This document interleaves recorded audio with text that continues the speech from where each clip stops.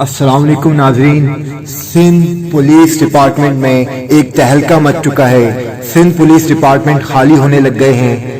آئی جی سندھ سے لے کر additional I Gs, D I Gs, S H O اور اے ایس آئی تک کے پولیس آفیسر نے چھٹی کی درخواستیں جمع کرا دی ہیں، اور ایسا لگتا ہے کہ یہ سندھ پولیس جو ہے اپنا کام کرنے کے موڈ میں نہیں ہے، اور یہ درخواستیں بظاہر رینجرز والوں کے پولیس کے آئی جی کو اٹھا کر لے جانے اور نون لیگی لیڈر کیپٹن صفدر کو زبردستی حراست میں لینے پر زور دینے کے بعد دی گئی ہیں۔ آئی جی صاحب کا کہنا ہے کہ اس واقعے کے بعد وہ بہت دل برداشتہ محسوس کر رہے ہیں، لہذا وہ ڈیوٹی انجام نہیں دے پائیں گے۔ اکثر پولیس آفیسرز نے 30 دن جبکہ کچھ نے 15 دن اور کم و بیش کی چھٹیوں کے لیے درخواستیں جمع کرا دی ہیں۔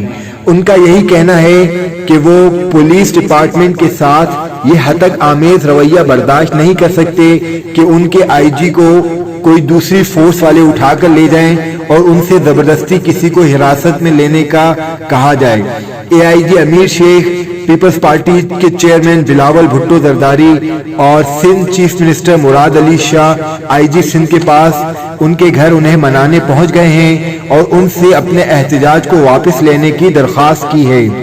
ذرائع کے مطابق کسی بھی افسر کی چھٹی کی درخواست قبول نہیں کی گئی ہے۔ اندازاً آئی جی کے علاوہ 3 additional I Gs, 25 D I جیز اور 30 ایس ایس پیز نے اب تک سندھ بھر سے چھٹی کی درخواستیں دی ہیں، اور درخواستوں کا سلسلہ ابھی تھما نہیں ہے۔ درخواستوں کا سلسلہ جاری ہے۔ ایس ایچ اوز کی بھی درخواستیں آ رہی ہیں، اور سب کا یہی کہنا ہے کہ وہ اس ماحول میں کام نہیں کر سکتے۔ اب اس کے پیچھے اصل میں کون ہے جو ان کو یہ رائے دینے والا ہے؟ کہیں سندھ سرکار ہی نے تو ان کو اس حوالے سے رائے نہیں دی، یا ان کو شے نہیں دی ہو کہ آپ اس طرح احتجاج اپنا ریکارڈ کرائیں، تاکہ اس کے بعد اس کے ساتھ یہ بھی آپ کو بتاتے چلیں کہ آرمی چیف نے بھی اس واقعے کا نوٹس لے لیا ہے کہ کس طرح آئی جی سندھ کو لے جایا گیا، اور صبح جو ہے ان کے ہوٹل سے کیپٹن صفدر کو گرفتار کیا گیا۔